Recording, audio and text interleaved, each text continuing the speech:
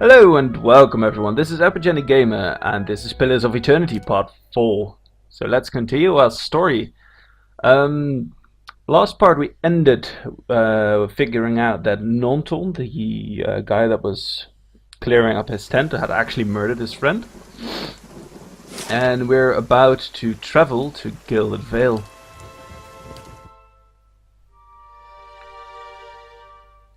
Grab yourself a cup of coffee actually. I've got mine, it's delicious. Got it.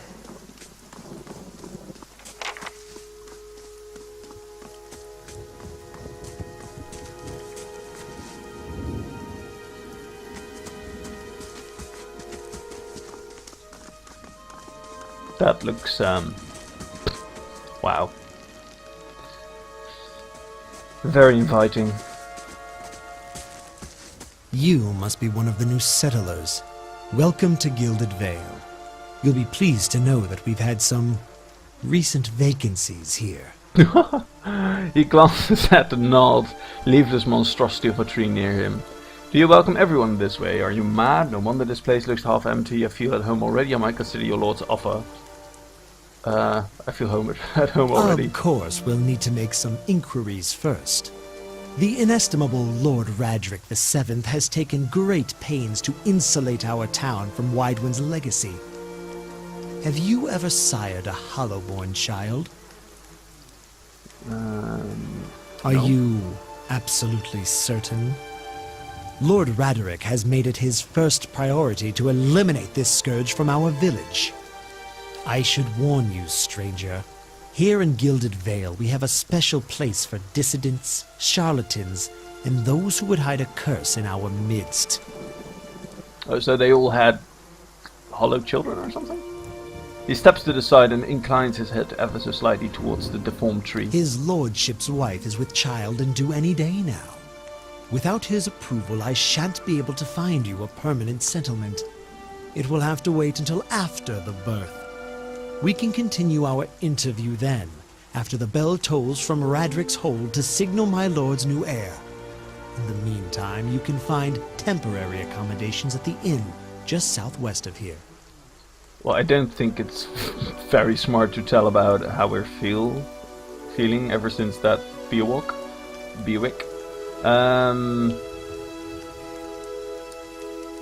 You said something about Hollowborn and Waitman's legacy before. He blinks. I forget that you foreigners do not have this curse in your homeland. The Hollowborn have been a scourge upon the Durwood for almost 15 years now. He lowers his voice to a whisper. Children born without souls. He shakes his head. Pitiful, dumb things that can breathe, barely, but do not truly live. Some say the Hollowborn are a disease. Some say they are a punishment from the gods. He raises his empty hands. In truth, no one knows, but they began spreading after the Stain's War, and so the name Waitman's legacy stuck in honor of that foul, blasphemous pretender. His voice shakes with vitriol. I see. Lord Radric's decrees may seem strict at times, but he has our best interests at heart. He nods. If you have any other questions, don't hesitate to ask. It is important that everyone in Gilded Vale understand our rules. Let's talk about the people that we saw summoning a Bewick. He regards you carefully. You want to mind where you mentioned that. Trespassing on Ingwithan ruins is illegal, not to mention dangerous. You probably saw someone attempting some new ritual to appease the gods. People will try everything these days. Bareth has mercy, we certainly have. I didn't think so. Just as they finished, there was a Bewick. He polishes his spectacles on his sleeves. If you've been that close to a Bewick, you wouldn't be standing here. Oh, so we need to tell him that we're fucked up since we came in contact with a Bewick. Whatever your problem, it sounds like a matter for an animancer. However, the only animancer in Gilded Vale isn't in any condition to speak. Consider yourself fortunate. After she failed Lord Radric, we saw to it that she wouldn't profit from the misplaced trust of others. A bad cure is often worse than none at all. But if you're set on finding a bottle of troll piss or a dead Audra pebble to rub on your forehead, you're welcome to check her pockets. A little corpse stink is nothing when you're digging for shit. My advice, however, is to be satisfied that you escaped and leave it at that. Okay, well, very friendly. Keep out of Keep out of what? Oh. Listen! 2 tolls. Let that be the last. 3. Gods have mercy. Okay. It seems your arrival is ill-timed. 3 bells toll only for the death of a Radric. I fear Lord Radric's heir is lost, or else Hollowborn, and so lost all the same. You should tread carefully. Circumstances have changed a great deal. Don't threaten me, little man. He shakes his head unmoved. It is no threat, only a warning. Lord Radric will tolerate no threats to his kin or those who live upon his lands.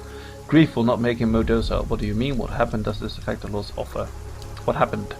He shrugs one bony shoulder. I will know more details when the messengers arrive. The vagaries of childbirth, perhaps, but that is not your concern. What do you mean? You come to us at a time of mourning. The legacy has struck at the heart of Gilded Vale. Oh yeah, the thingy. Our efforts to redeem ourselves in the eyes of Bareth must be redoubled. He sets a steady gaze on you. Does this affect the Lord's offer? I can be sure of nothing right now. I advise you to get some rest. The inn or the stable for all I care. Find me afterwards. I will know more soon enough. Farewell.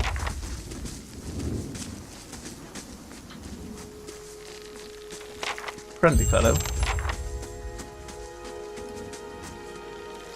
Scattered between the roots are braces of twine and beat, wilting flowers, and nose half erased by the rains.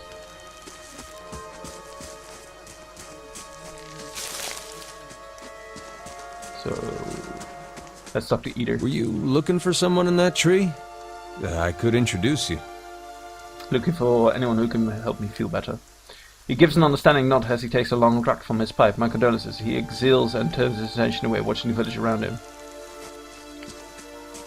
Okay. Let's see what's over here.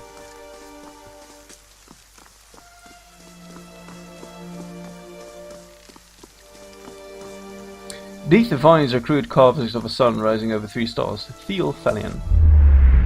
As you near, you feel a vibrant history containing the essence of this man's soul. Voices from its past seem to call out to you. Oh wow. You see a pennant waving tall and sluggish in the wind, a rising sun embroidered on the banner, the vanguard of a small troop of paladins. The atmosphere is buoyant, if restrained, and their armor has not yet been tarnished by the elements. This expedition is fresh, young, filled with zest and zeal. At their head stands a commander, awkward in full armor, but determined in step. Despite the excitement of his fellows, he does not smile. There's a twist to his mouth. His countenance grim. He throws up a hand, halting his troop. Silence falls among them, revealing a dark thunder, deep and low. He orders them to ready their weapons and spread out. Eyes dart from horizon to horizon, necks twisting to see the source of the sound. In the distance, dust and lightning rise from the ground as Stygian clouds race towards them overhead. The soldier stands, only the staccato movement of their breath betraying their nerves. The commander closes his eyes, calling a blessing down on his troop.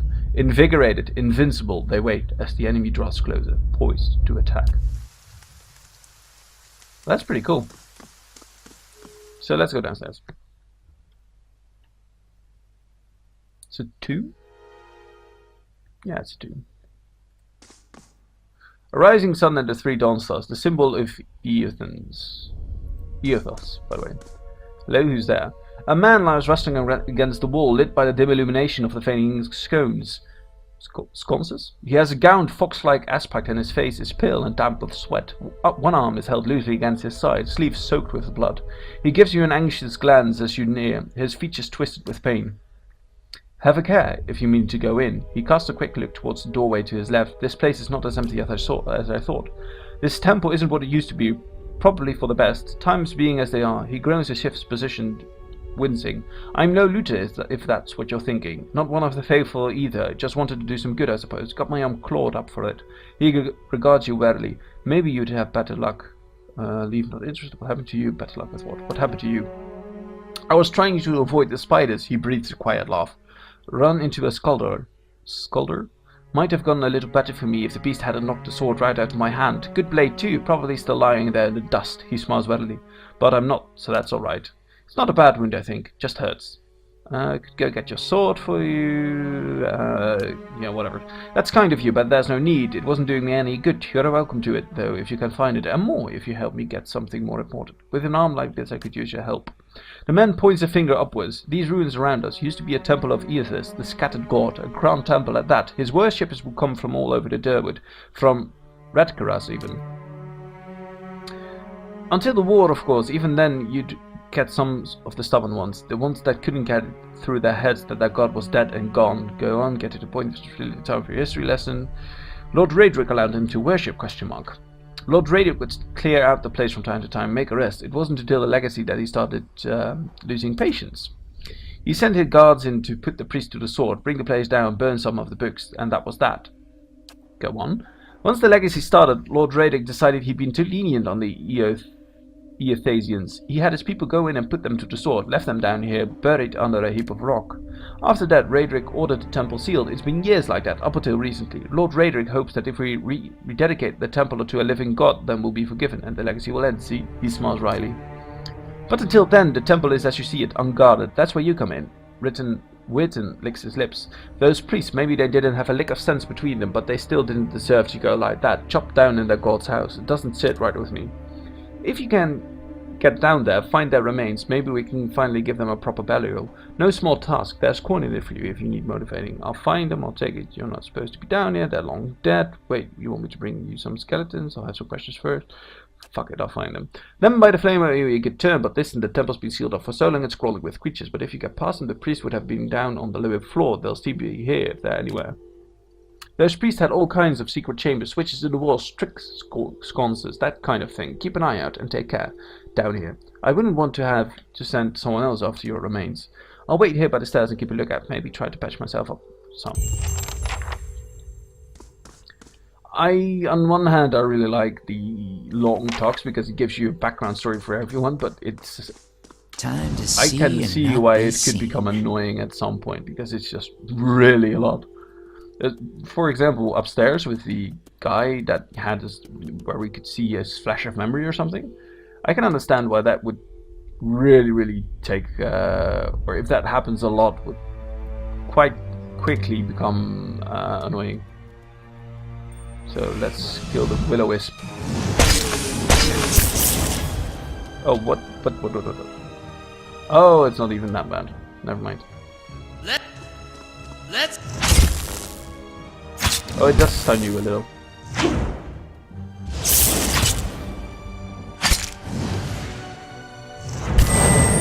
go! Uh-oh, when a character's health bar begins flashing red, it's a sign that they may soon be maimed or killed. Rest in the inn or use camping supplies to fully restore health. Oh, this costs health as well. I didn't know that. Yeah. There we go. This parchment is worn and tattered, and the ink upon it faded. In this time of hardship, must have just as much faith in Sure. ourselves. Okay. Audra and copper. Yeah, let's camp for now.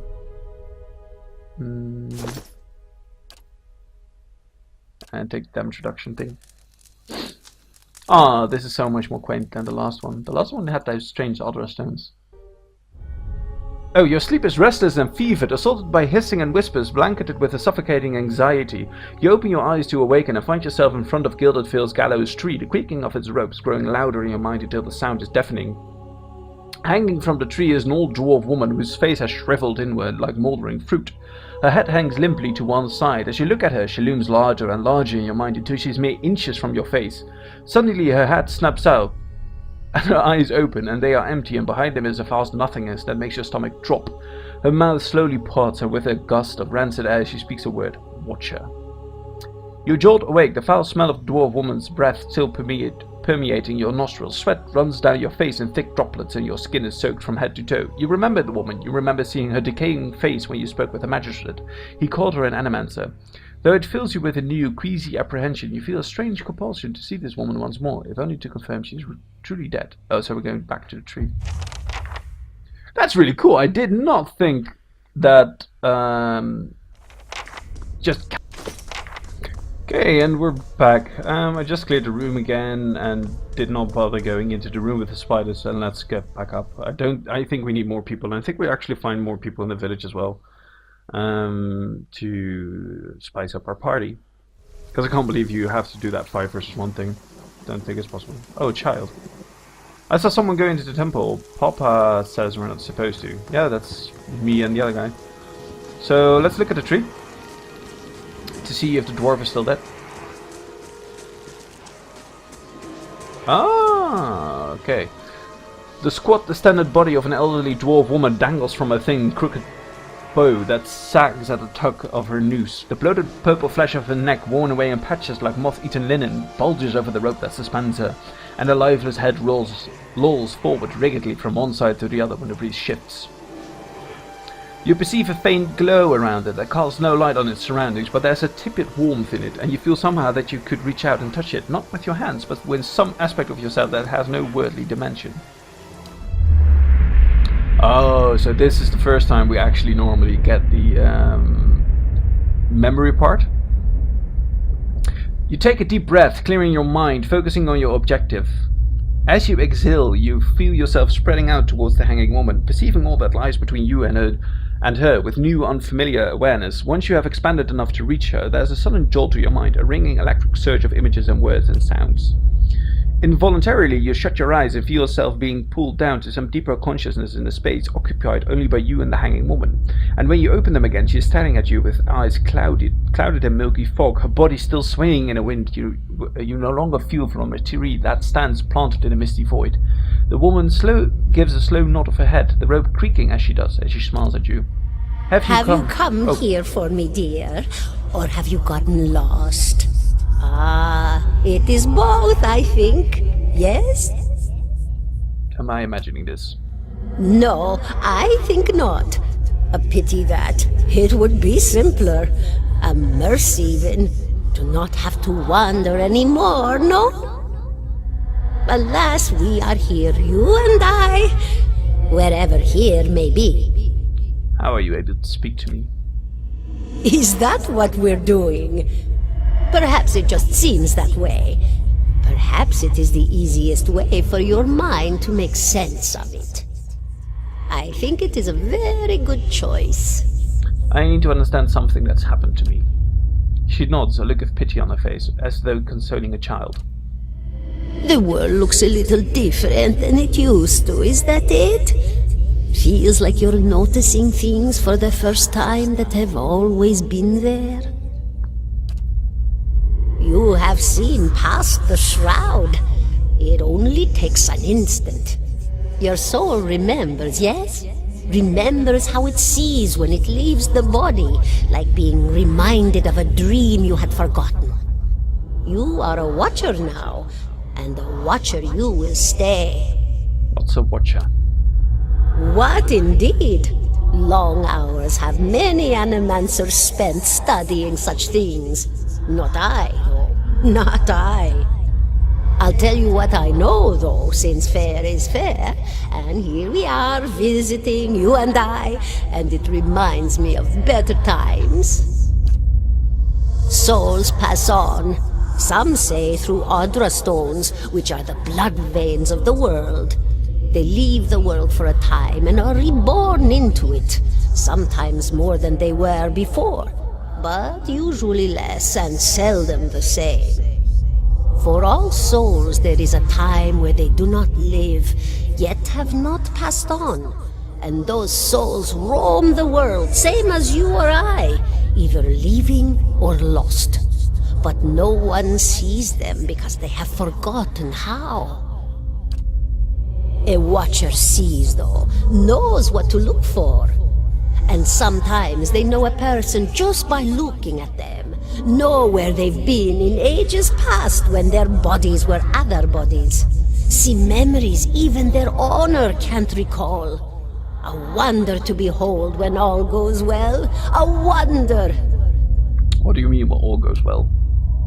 Oh, nothing to be afraid of, I'm sure. It's just much to take in for some. Sometimes there's trouble sleeping or other difficulties. She smiles at you reassuringly, fanning out a tuft of long whiskers that sprout from one of her cheeks. You should see old Meerwald. He could tell you much more than I. A watcher just like you. Helped many in his day. Took up in an old keep no one would claim. Not far, not far. Kadnua, beyond the Black Meadow. He will welcome the company.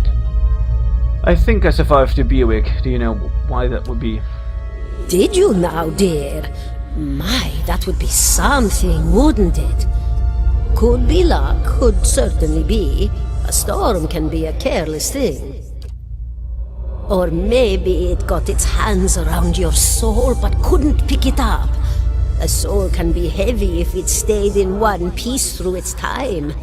Strong souls, we call them in the trade. Cold, I mean. Called them. Those days are all behind me, no? You said souls break apart over time. Oh, yes. Entropy. Rimagan's work. We know little of why or how. We lose pieces of ourselves when we die and pick up pieces of others when we are born again, but less than what we lost. We tried to stop it with the animantic sciences, but with little success. No. A very small few resist Rimergan's influence and stay together through some force of defiance, at least for a time. But they all succumb eventually, I think. I want to know something about you. Me? I'll bore you to tears, though. Who are you? And here I thought you'd come to visit me in particular. Caldara de Baranzi, of the Valian Royal Academy of Animantic Sciences. Not the greatest of their number, but I came here all the same because this was where help was needed. What happened? She laughs, a rasping choked crackle escaping between rows of buttery yellow teeth, causing her body to bob up and down with each spasm. Seeing your blank expression, she catches herself. Oh, come now! Such a question! As though the answer were plain as a rope tied for strangling. Allow an old dwarf her last bit of cheer. Well, I came where I was needed, didn't I? Offered my services to Lord Radric for a pittance. A humble pittance. I was to examine the Lord's wife, see why the gods have seen fit to poison her womb. Studied her for months, looked high and low for impurities, tested her valence, the permeability of her essence. Do you know what I found? Tell me. Nothing at all. A healthy woman, head to toe, blessed with a beautiful soul. Such a sweet woman, too. Meek, but warm-hearted. A few months' time, and the lord of the house demanded answers. For a time, I told him what he wanted to hear. Oh, yes, my lord. She is riddled with imbalances. I must have time to cure her. As the birth drew near, he grew impatient, as lords do. And this is where I've ended up. What's an animancer? A student of the soul. Something so basic, yet so poorly understood. But so many breakthroughs have been made in my lifetime. Had been made. Had been. To hear the locals tell it, we're a gang of soul manglers that preys upon the weak-minded. And the worst of us are. But the best of us? The best? Inspirations. Miracle workers. My parents were soul twins. Miserable before they met, empty inside. It was an animancer who helped one find the other. Turned their lives around. You wouldn't believe the stories. Amnesiacs helped to remember their lives. The suicidal brought back from the brink of oblivion. The elderly afforded extra moments to say their goodbyes. How soon we forget when we're afraid. It's a fascinating science. A fascinating time to be alive in a place like Deerwood that does not control the research, no? I love the Valian Republics for many things, but their recent caution will leave them behind, I fear. Farewell. Goodbye, my dear. It was lovely visiting. Cordora closes her eyes and her head slumps forward over the noose, and your surroundings seem to bleed into your vision from some unknown place of waiting. Little was grand crucible of the soul. What's the crucible? Time to see and not be seen. The Watcher unravels the vital essence of his or her enemies, gaining endurance in the process. Cool. So we should level up. 17 and a half. What, 17 and a half? The smell of pipe smoke, at once earthy and sweet, winds its way into your nostrils. Your eyes trace the smoke to its origins, where you find a broad man with straw-colored hair leaning against a mossy rock wall, his pipe held to his lips with one meaty hand. He looks you directly in the eye, but the look is not aggressive. He will regard you with a peculiar smirk. 17 and a half. Well, could be 18, depending on how you count the dwarf woman. What are you talking about? I'm sorry. The dwarf woman. You were trying to figure out whether to count her as a full person. I think you oughta. What are you talking People about? hanging from the tree. 18 of them. Well, last I counted, anyway. Name's Adair. Though to the people around here, might as well be 19. Don't think I'd put you much higher than 22, 23 tops. You look like the sort that likes to get involved. What makes you think I was interested in the dwarf woman? He looks at you a moment, his brow arched, his smoke I was broadens. smoking over here, saw you staring at her. Twice I refilled my pipe. You never so much as blinked. Your mouth was so slack I took you for a Radric at first. Do you know what a Watcher is? Careful, friend. Best not use that word round here. Could be any number of Radric bootlickers within earshot. Ciphers, animancers, watchers.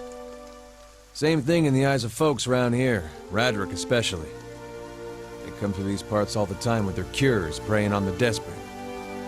None of them are who they claim to be. Of course, seeing you with that funny look, I'd be halfway inclined to believe you were having some kind of communion with that dwarf. Either case, maybe I'm not 19 after all. No offense. You think you're going to The be town's hanged? had it in for me for a long time now. Only fellow who ever stuck up for me, well, he's number 18 up there. My headman on the farm. Used to be my captain during the war. The war? Satan's War, only one in my lifetime. Fella decided he's the living incarnation of Eothas. Overthrows Red Serrers, marches on Durwood, so he gave him a Durwooden hello. What's a Durwooden hello? Oh.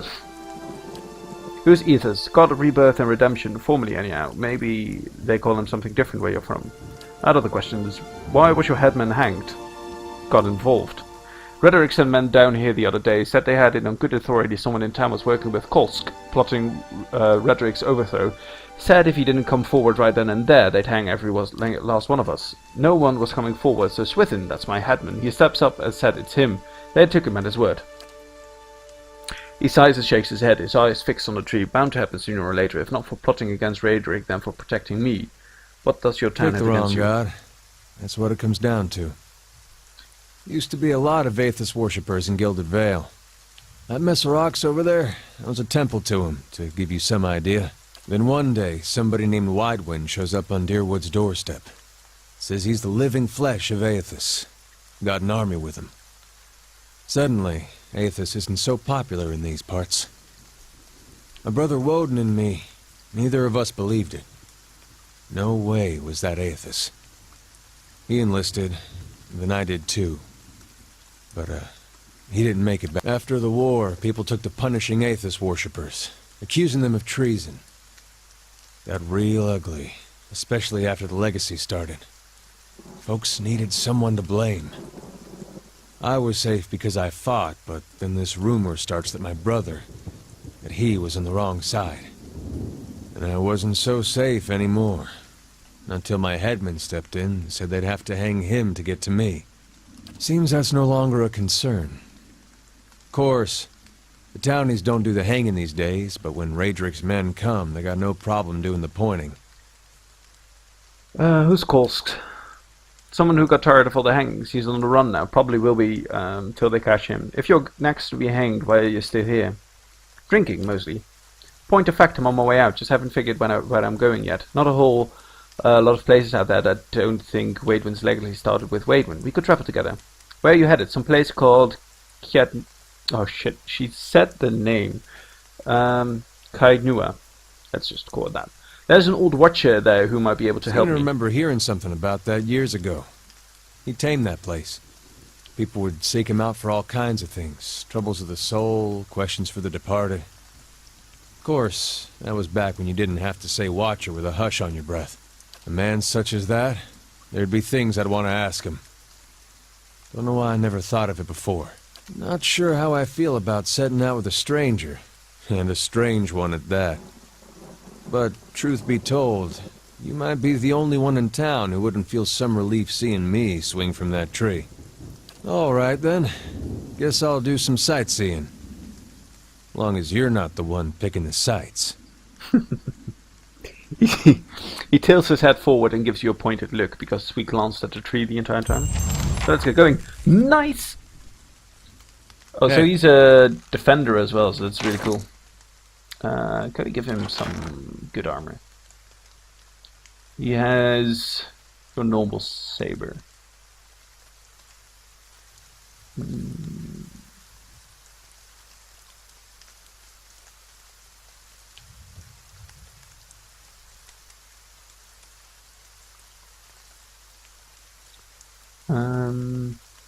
Yeah, I have no idea if it's actually better. I think he has. I don't think I can give him anything better than I have right now. Saint's War armor, or we can give a skill armor. This looks better. Oh, we can give him a cape. Oh, he already has a cape. Yeah, he already does. There you go. Have a helmet. It's so ugly. It's fine. So let's have a look around town. I'm sorry, by the way, if this for people who don't like this extreme amount of lore in the game that just want to see the game play out. I understand. I think every once in a while we'll have an episode like this where we get into a new town and it's basically talking to a lot of people. So this is Ingrid's house. And let's just go there. Let's go to the blacksmith.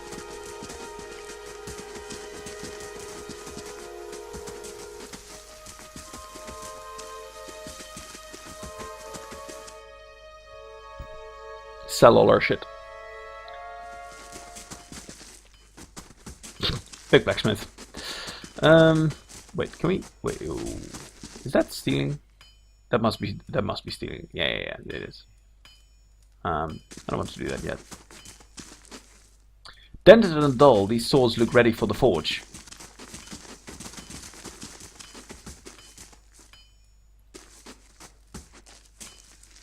On account of Tutuana's sales, the pages are nearly empty, so he isn't selling. He isn't selling that well. This Samoa man is of an impressive build, towering over the countertop. His skin is the dusky blue of the deeper oceans, and his thick arm boasts corded muscles. Small ears frame a square-jawed face, coated in a smeared suit and arcing black tattoos alike. He offers you a broad smile as you approach. Welcome, you're the first new face I've seen in quite some time. What can I do for you? Is this your shop? That it is. Been here for nearly 20 years now. Seen all manner of things over the years. Good luck and bad. Tuana glances at the guard standing watch along the wall. But the Black Hammer's smithery remains. What do we have here? You come to us at a strange time, I'm afraid. The stock's not what it used to be, but we find armor and weapons to offer yet, all forged right here at the Black Hammer. Show me what you got for sale. Of course, you won't find finer anywhere else. Let's just sell everything.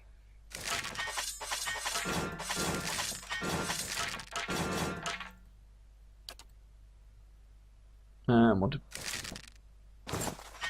keep the lockpicks. Might as well keep the torches as well.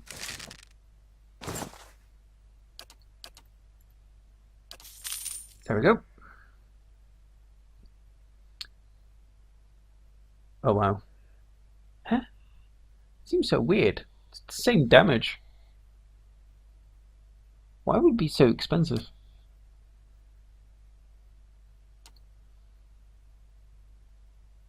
Rope and grappling hook. Grappling hook can be used to anchor a rope to the... Oh, this is for the wall, probably.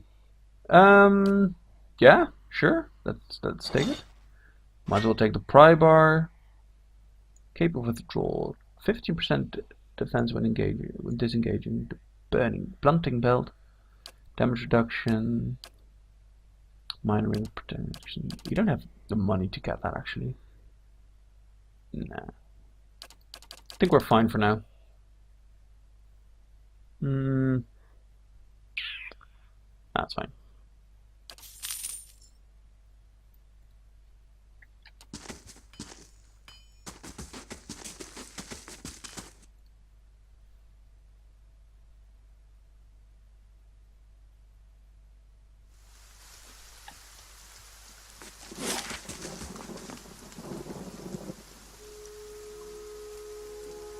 Oh, let's go to Aleph.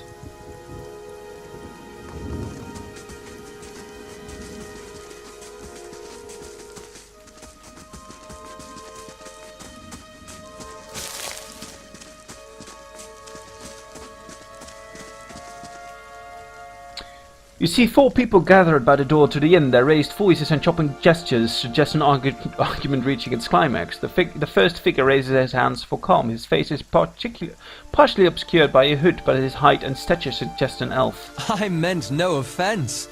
Let's put this matter to rest over a round, shall we? My treat. Hoping to soothe our pride with a few Adira coppers, eh? We don't need your coin. Everyone calm down. We're humble folks, but we're no fools, not like he thinks, mocking us while he shelters in our village. We don't take that kind of talk from foreigners, especially not adherents. Go on. Say it again. I'm itching for an excuse. Why, you're itching for the kindling touch of your sister, you cocksfeather! What? I'll cut that barrel-licking tongue out of your head. This is a misunderstanding. I didn't say whatever it is you think I said. We've nigh quarrel. Wait, horror and shock paints themselves across the elven man's face in broad, hasty strokes. He frowns and swallows and then plants his feet. Something surly and raw flickers through his eyes. We've nigh quarrel. Is he schizophrenic? That would be so cool. That's where you're wrong. I think attacking him is such a good idea. Back down, all of you. This is absurd. No one gives us orders, foreigner. Oh shit. Whatever. So you go for that. You go for that.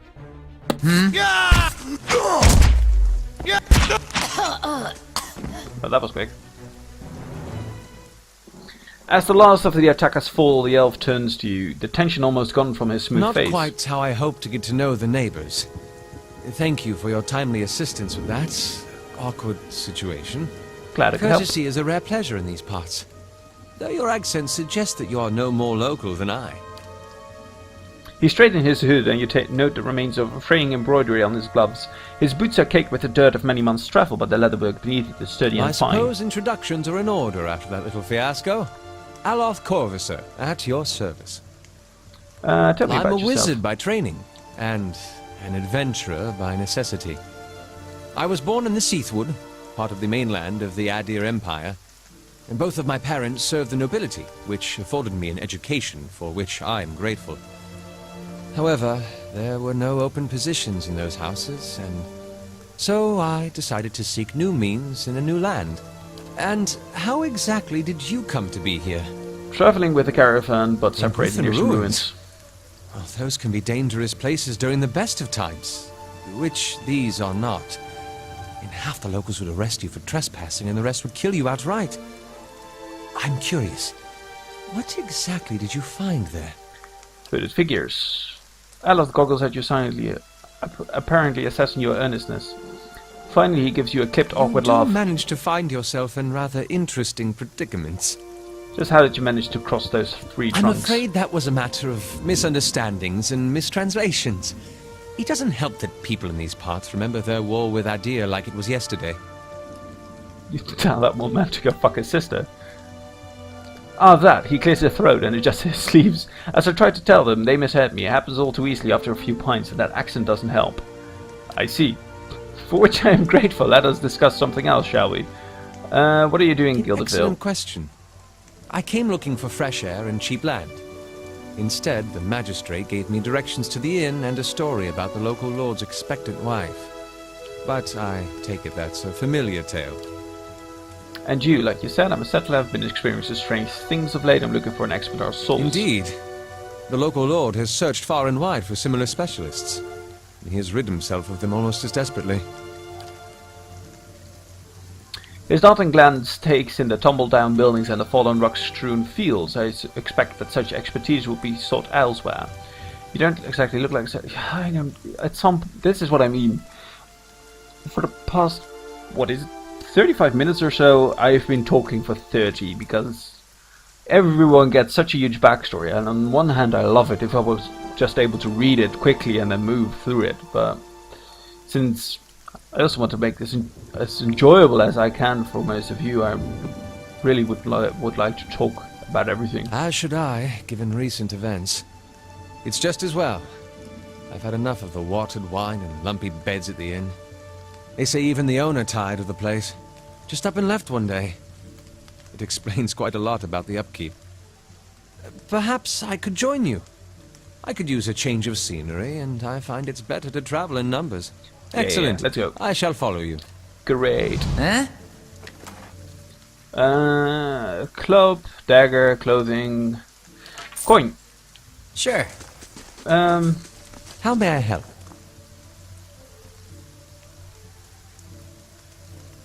Huh? Let's actually go back to the ruins for now. I want to try clearing them out once more. And that'll be the last thing we do today. But like I said, you get some followers here, and in continuation of my previous story, everything gets a background. Even the freaking villagers get a background, which is on one hand very cool, but on the other hand, it does make it so that the story is halted so much that it can become a bit of an annoyance. So we know that that thing has to go first. So what spells do we have? Decreasing their will, fan of flames, sunless grasps. Also causes the fruits with the touch. Fine, we'll do that. Do that, and we'll do that. Actually, let's put the blinding strike on the big. How may I help?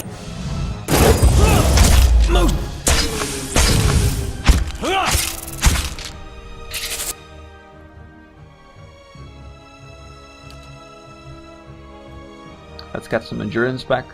At least I think we'll just steal it. Let's make sure that we don't hit our companion. Hey.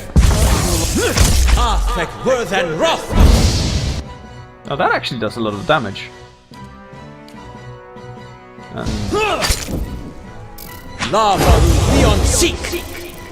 There we go.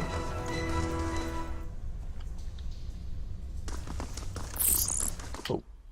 I can't get invisible anymore. Okay,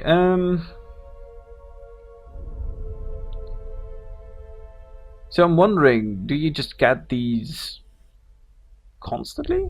No, I don't think so. Yeah, whatever. That goes there. That How goes may there. I help? It's so strong though.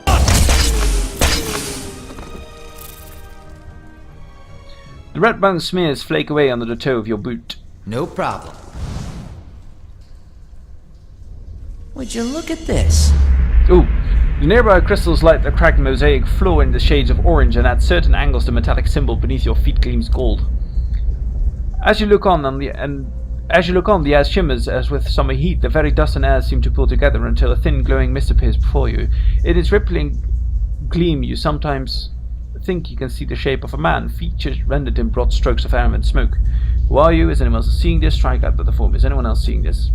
Your voice sparks move, and the spirit surges with a sudden blazing light, and in the next moment you are somewhere else. Your mind is filled with a sudden wave of fear and noise.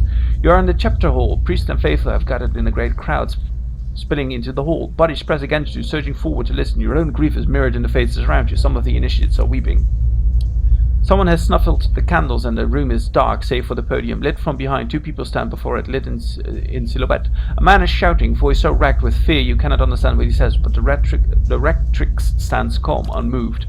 Her strength will see you all through these dark times. You feel that hope like a spark between your ribs. Somewhere behind you someone begins to sing.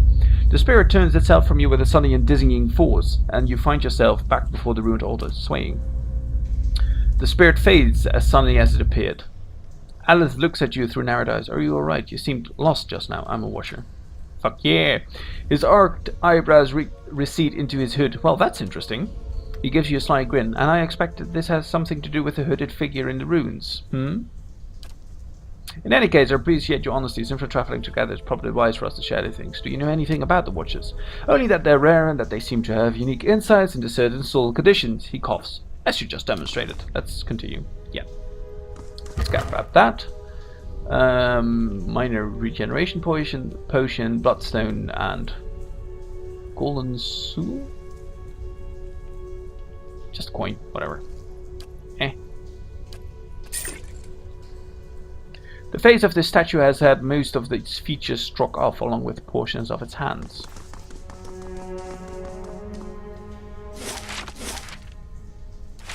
Let's go over here.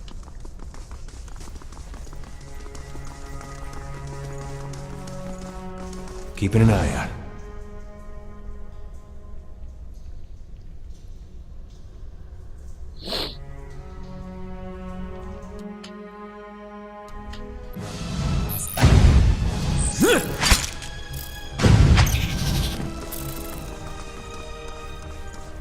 Anything here? Oh yeah, there is. Camping supplies and initiate's note. This parchment is relatively intact, but the ink upon it has faded. You can make out a few patches of careful tidy script. Visitors to the ritual room. Rectrix Oberka says redemption for even these. Forgot and struck the largest bell first rather than second. The rest is illegible. Struck the largest bell first rather than second. Okay, so largest bell second? Whatever. It's a clue for some time.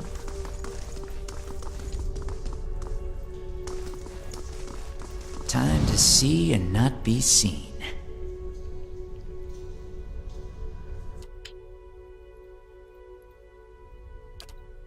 Actually, can I go back? Yeah? Oh no, they're both he has nothing. Okay. How may I help? Let's go! Oh wow. Just in time. Oh. I really need to watch out more about the where I'm walking. So I couldn't speak for a second there, sorry. Yeah, let's all just go for the big one and have him stun this one. Oh, wait. There we go.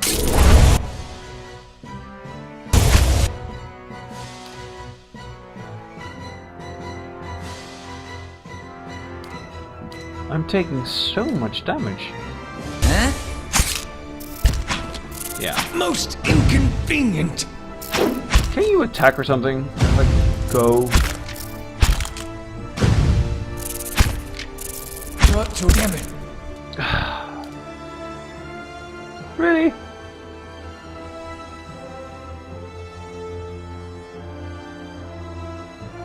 Whatever.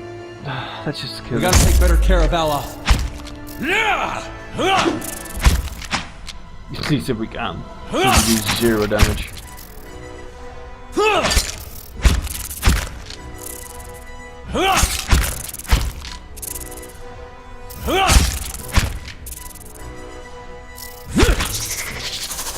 Francis! Well, that went splendid. Let's just camp. It's fine. Damage reduction, he doesn't get anything. Cozy fire.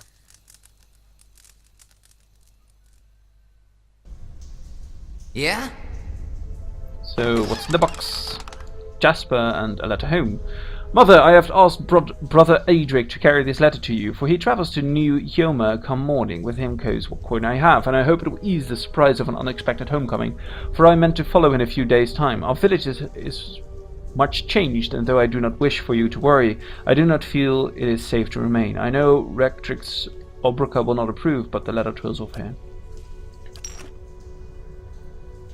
Whoever sat here left in a hurry. Ink has dripped across the scrolls, obscuring its content. The pile of furniture is branded with scorch marks. Mages.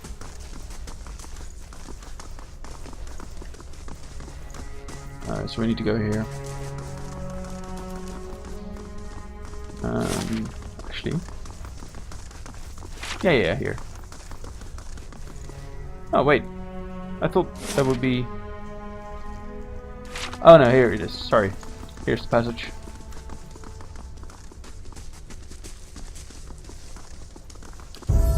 Oh, we can level up actually.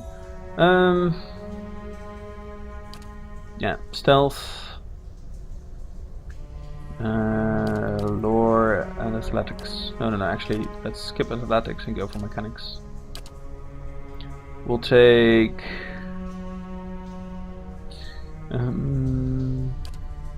crippling strike. Inflicting extra damage. Causes the rogue to dive into combat without a second thought, lowering his or her deflection by increasing accuracy and weapon damage. Escape allows the rogue to break engagement and explicitly avoid an next attack, diving out of range to a specific location. Dirty fighting. The rogue employs a variety of underhanded tactics, turning some of their hits into critical hits. Seems the strongest. Done. I'll see what I can find. Sure. Oh, so that's Scalder and a Scalder Whelp. Yeah, let the big guy go for that. You go for that as well. And our little rodent. Hey. We'll take the small one. That's it! Oh wow, that critical strike.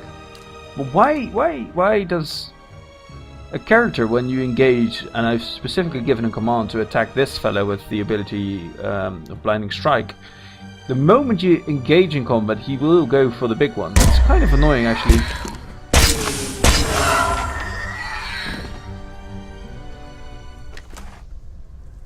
Scholar ear. Got it.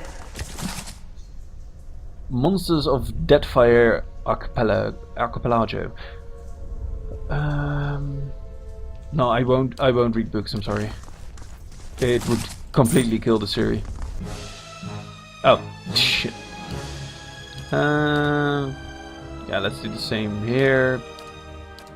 Instead, let the big guy go for that. Aye. Let's There we go. go! Yes?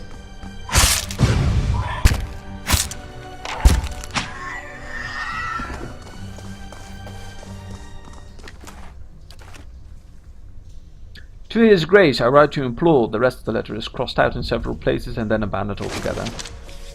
Fine sword. Nice. Here.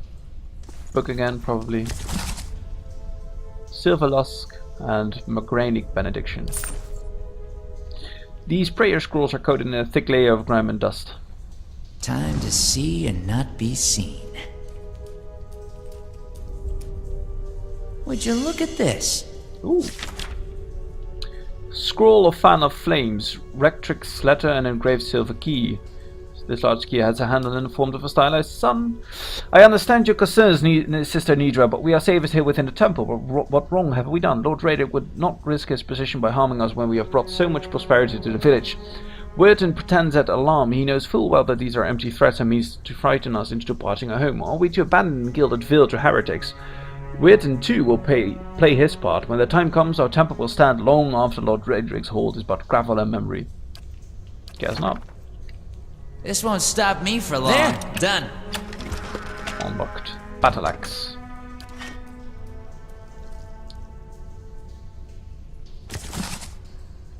Two books. So what's this? So there's a key. So we have a door. Needs a key. It's Hey. probably over here.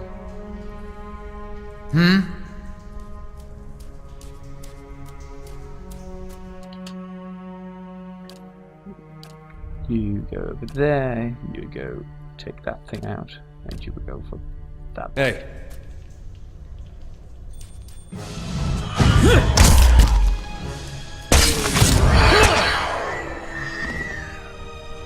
I like it when the enemy still has to walk. You automatically do a disengage. So especially with the rogue, I think you do amazing crits. Vermin have scoured these plates, though mold still grows in green-black clumps across the table. My eyes are peeled. It's a big place. These clapstones are pocked with burrows and narrow crevices, claw marks and dung mark, the passage of beasts.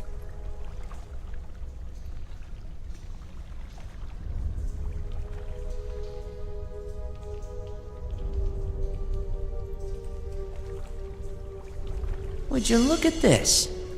Oh wait. Oh, you can just... oh. Talk of the Falcon Eyes, of Perception +2, Potion of Fleet Feet, and a Garnet.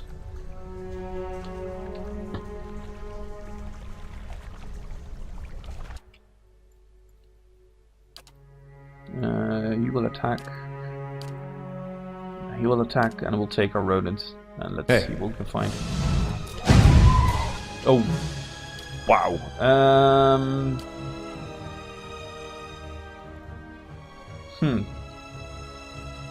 Okay, wait. This could work. There we go.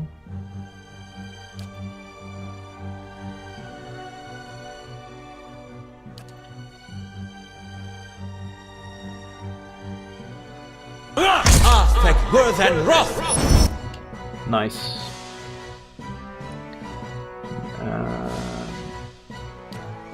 Let's see if we can walk back. That guy can walk back, and we'll do. No, what? This is what I mean. Come on.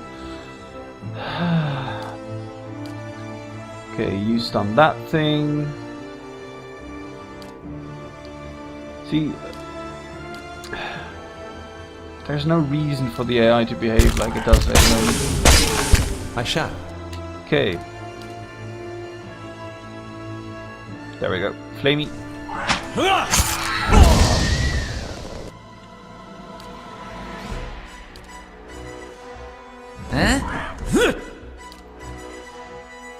And we can just finish the rest.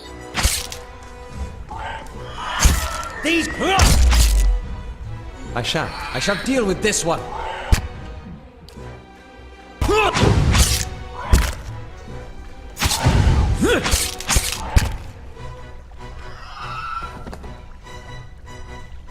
Not as smooth as I would have hoped, but whatever. Sure. Who's she? A haze fills the air, coalescing steadily into a blur of dust and mist. It gathers into the outline of what appears to be a dwarf, a shimmering echo that fades in and out of sight. But stronger than sight is the sense within you of a powerful energy. It roars and seethes with a grief that seems to spill into your own thoughts, tainting them until the sorrow is your own.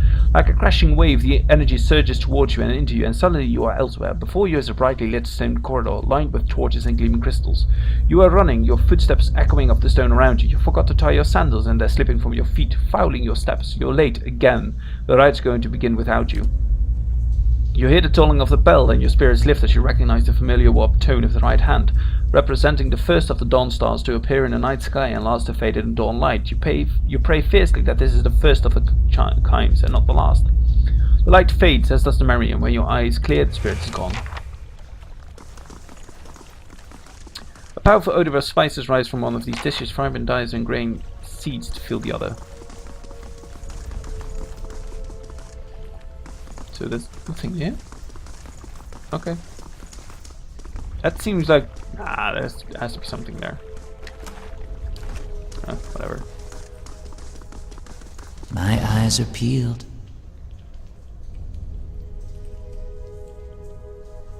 Okay, so this had to be last for sure. Huh? Can I... What? No, I didn't...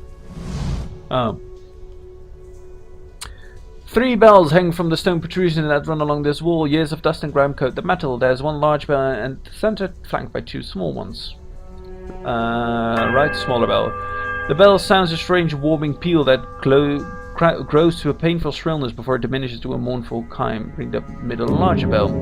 You heave at the bell when it swings back in the other direction. The clapper strikes a low, powerful note against the heavy iron. You feel the ringing in your chest as the sound moves through the ruined halls in the rolling tide. And then the left one. The bell tolls a high, piercing note of a startling power. The tone echoes merrily through the halls until it seems that a dozen chirping notes ring through the temple. Silence the bell. Or examine the bell. The bells appear to be fully intact. They are made of thick iron and look very heavy. There doesn't seem to be much about the ordinary about them. So we did right, middle, left. So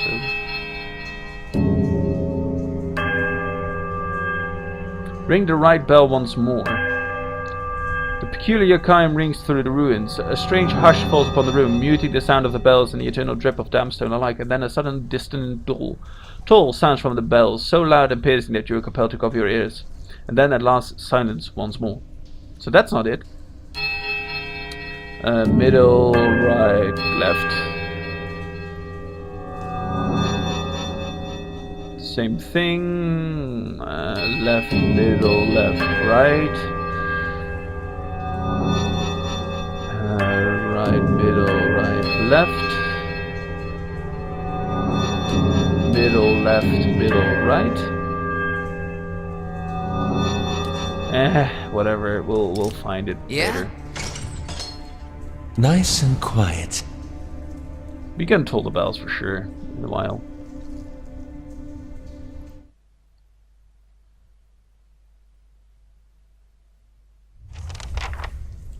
You know, it's strange looking back. All the time I spent here growing up. Never seeing what was coming. I actually think I'm going to end this episode here today. I've been recording for quite a while now, and although I will cut a few things out, I think this episode has gone on long enough. So yeah, as I said before, I will not be reading the books. I think it would really stretch what people and what I myself want to know about the lore. How may I help? Even the memories, let me know what you guys think about the memories, because I think even those might be pushing it as well. I shall. But in any way, thank you so much for watching, guys. This is Epigenic Gamer. This was part 4 of Pillars of Eternity. I hope you all have a very pleasant night, and I hope to see you guys again soon. Have a good one. Bye bye.